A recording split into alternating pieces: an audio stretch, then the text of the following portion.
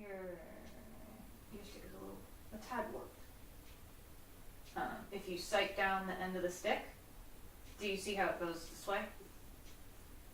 I've never done that. But yes, I do see that. Mm-hmm. Right there. Yep. Yeah.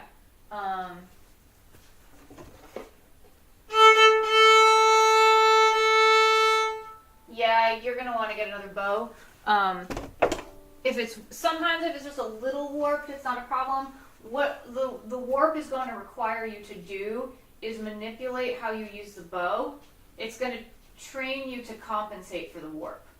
Okay. So then when you use a bow that's straight, it's going to mess you up because you're going to have learned on a bow that's requiring you to compensate. It's also going to make it more difficult for you to learn. The bow's hard enough to learn, get a good sound, blah, blah, blah. When you have a stick that isn't straight, because you have to compensate for the warp, so I'm just going to, since we have time here.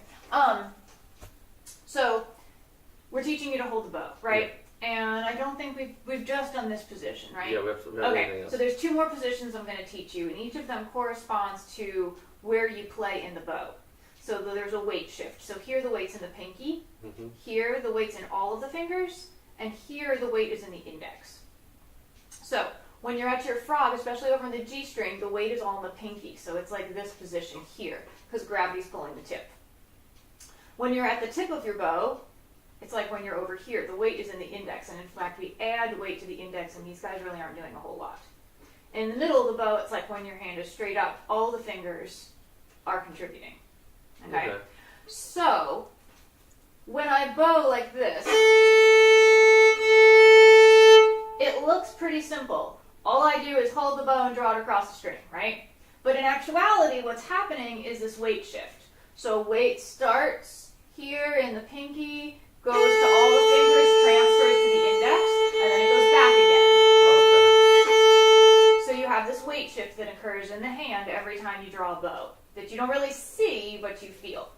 So in addition to that, you have to monitor how much weight you put into the bow. So here the bow is heavier, right? And it's closer to your hand. It needs less weight. It has more natural weight. Okay? But as we get to the middle and the tip of the bow, it's skinnier and farther away from the hand. We have to add weight. So it sounds like you just keep even weight. Because the sound stays even. But in actuality, we're changing the weight. Oh. So we have to have less here, and then we add some, and then we take some out. And then we add some, and then we take some out. So you have a natural weight shift in the hand for the different parts of the bow, and then you have to balance the weight that you're putting into the string to keep an even tone. Gotcha. All of that with, it looks very simple to keep your bow at parallel to the bridge. What's actually happening, okay, is you're pulling the bow in, and then you're pushing it out. You push it out this way. You see kind of what my arm is doing, and then you're pulling it back in. So what's actually happening is if you take your arm, pull it here. Keep your hand opposite your shoulder, because that's like where your violin is, right? Yeah. Okay, so if you're here, okay, now you're gonna push down to your elbows equal with your hand. Good. And then you're gonna push the heel of your hand towards the floor. Good. And then you're gonna bring it back, and you're gonna come here. So we have these 3 different positions that the hand and the arm do, and the wrist and the elbow are in a different position for each of them. Gotcha. Right? So you have all of that going on at the same time that you have to regulate the weight, and there are 2 more elements to your tone and sound, okay? Which is sounding point and speed of the bow. So every time you regulate, or every time you change weight, speed, or sounding point is how far you are away from the bridge, it changes your dynamic and it changes your tone. So you're constantly regulating weight and speed in addition to all those other elements.